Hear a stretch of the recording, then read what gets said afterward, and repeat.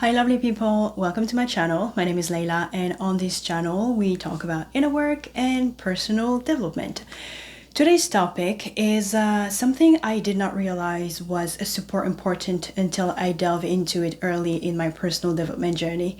Many books on self-development focus heavily on goal setting without emphasizing that the best chance of achieving our goals lies in clarifying our values first, and so for 3 reasons. Number 1, values inspire and motivate us to persist even when things get complicated. Number 2, values give us guidance. And number 3, values provide fulfillment as we move towards our goals. When we have goals or dreams, we know pursuing them will put us in uncomfortable situations, right? So what do we usually do? We put things off. We don't practice building confidence. We come up with reasons why we cannot do the things that we want to do. Then we get this temporary moment of relief because the uncomfortable thoughts and feelings just disappear. We breed a cycle where we do what gives us the least discomfort in the short term rather than the most fulfillment in the long run. Experts call this experiential avoidance, which basically means trying hard to avoid or get rid of unwanted thoughts and feelings. Unwilling to make rooms for uncomfortable thoughts and feelings to show up, we avoid doing life-enhancing things. Our lives become emptier as we live in our comfort zone. We are not being true to ourselves when we put off our goals and challenges. We are not behaving like the person we want to be. We're not making choices that are in line with our best interest. So then, what is the sustainable way to motivate us to start, to get us out of our comfort zone and to keep going despite everything? The answer is actually quite simple. The answer is our values. Before embarking on a journey, clarify your values and sync them with your goals. Let's do it. There are actually many ways to identify your values, but today I will have you go through the process that I used years ago. Grab a pen and a piece of paper. I will give you a list of 59 common values. Not all of them will be relevant to you, okay? So feel free to add things if I do not include them. There are no right or wrong values. Just be honest with your choices. And if there are discrepancies between some of your values and how you are currently acting, that's okay. It's just a reminder for you to just, be more in alignment.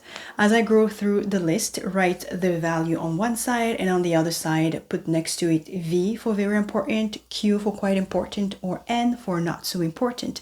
Just make sure that you have at least 10 very important values, and out of that, select your top 5. That exercise will reveal the kind of person that you want to be, how you want to treat others and yourself, and what you stand for in life. So let's do it. Okay, let's get started. I have the list here with me. Number 1, acceptance. Number 2, adventure. Number 3, assertiveness. And number 4, authenticity. Number 5, beauty. Number 6, caring. Number 7, challenge. 8, compassion. 9, conformity. 10, connection. 11, contribution. 12, cooperation. 13, courage. 14, creativity. 15, curiosity. 16, encouragement. 17, equality. 18, excitement. 19, fairness. 20, fitness. 21, flexibility. 22, forgiveness. 23, freedom. 25, friendliness. 25, fun. 26, generosity. 27, gratitude. 28, honesty. 29, humility. 30, humor. 31, independence, as in support myself and choose my own way of doing things. 32 is industry, as in being industrious, hardworking, dedicated. 33, intimacy. 34, justice. 35, kindness. 36, love. 37, mindfulness. 38, open-mindedness. 39, order. 40, patience. 41, persistence. 42, pleasure. 43, power. 44, reciprocity. 45, respect. 46, responsibility. 47, romance. 48, safety. 49, self-awareness. 50, self-care. 51, self-development. 52, self-control. 53, sensuality. 55, sexuality. 54, sexuality. 55, spirituality. 56, skillfulness. 57, supportiveness. 58, trust, and I added 59 because it wasn't there and it was important to me, and that is self-reliance. Of course, feel free to add what you deem important. From now on, stay in touch with your core values and draw on them for guidance and inspiration.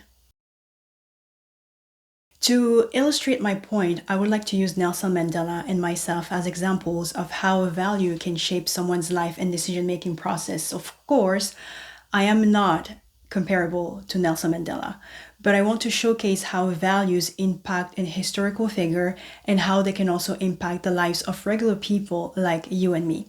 So here's what Nelson Mandela had to say. During my lifetime, I have dedicated myself to the struggle of the African people. I have fought against white domination and I have fought against black domination. I have cherished the ideal of a democratic and free society in which all persons live together in harmony and with equal opportunities. It is an ideal which I hope to live for and to achieve, but if needs be, it is an ideal for which I am prepared to die. Bro. This quote from Mandela is from his closing statement from the infamous Rivonia trial. So if you didn't know, the South African government wanted to impose the death sentence on Mandela and other leaders of the democracy movement. Still, thanks to international protest and sanctions, they all received harsh prison sentences instead. Mandela's value, which I believe are that of democracy, freedom, cooperation, and equality, shined through and were the pillars that kept him going through the many years he spent underground, peacefully resisting the 27, oh my god, grueling years of prison and his term as the first democratically elected president of South Africa. I believe we can all agree that he would never have been an influential historical figure without these values fueling him. That is how values can impact someone's life. Now, for something a bit lighter, how can values impact someone's decision-making process? Let's talk about my decision to move to Korea, for example.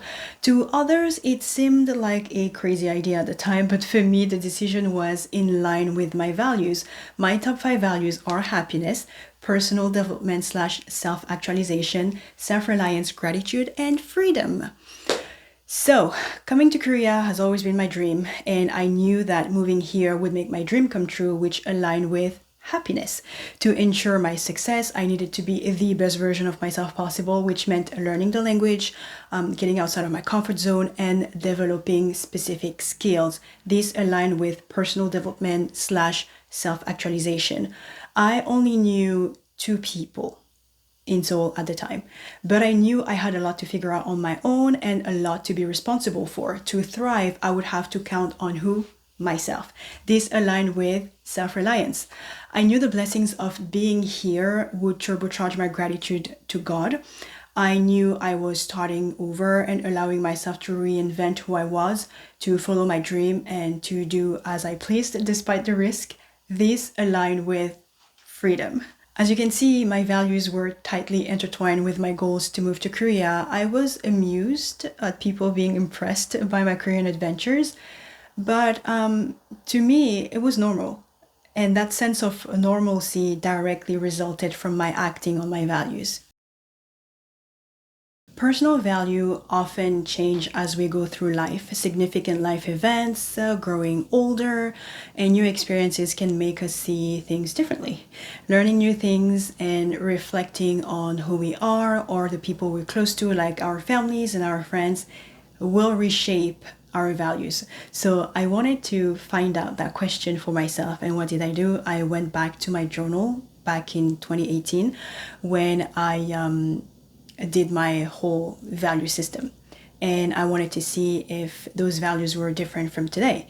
And actually, it did not change, but the order of importance did change. Honesty was in my top 5 back then, and personal development wasn't. For, I would say, the past few years, personal development became number 2, and honesty was relegated to the top 10. Yeah, top 10. Making its entry in the top 10 this year was family. Ever since the desire for marriage and kids have become prominent, this value is now in my top 10, which wasn't the case before. To conclude, I would like to share a few disclaimers to remember. Number 1, Avoid turning your values into rigid rules such as I have to be self-reliant all the time. As you know, that is my number 3 value, and guess what? I get to ask for help and let people help me better my life. If you catch yourself using words like I should, I have, I must, they aren't reminding you of your values, okay? They are dictating the law. And guess what? A value is not a commandment. Number 2, not all of your values will be at the forefront simultaneously. The values that you are not currently using or focusing on haven't gone away. It's just that at that particular time, at that particular moment, they are not the priority, and that is perfectly okay. Number 3, the importance we place on our values usually changes throughout our lives. In my early 30s, for example, family wasn't in my top 10, but it has appeared since 2024. Therefore, wanting to be married and having kids is slowly affecting my decision-making process this year. So keep that in mind. Things will come and go, be important and not so much. Number 4, you don't have to be a perfectionist and always live by your values. Values are simple words that express the way you ideally want to behave. So use your values as a guide, a compass. Hold your values lightly, but pursue them vigorously. I hope you found this video very helpful. For some reason, it was really hard for me to film. If you've gone through the exercise in the video, I would love to know your top 5 values. Feel free to put them in the comment section. I'm actually curious about them.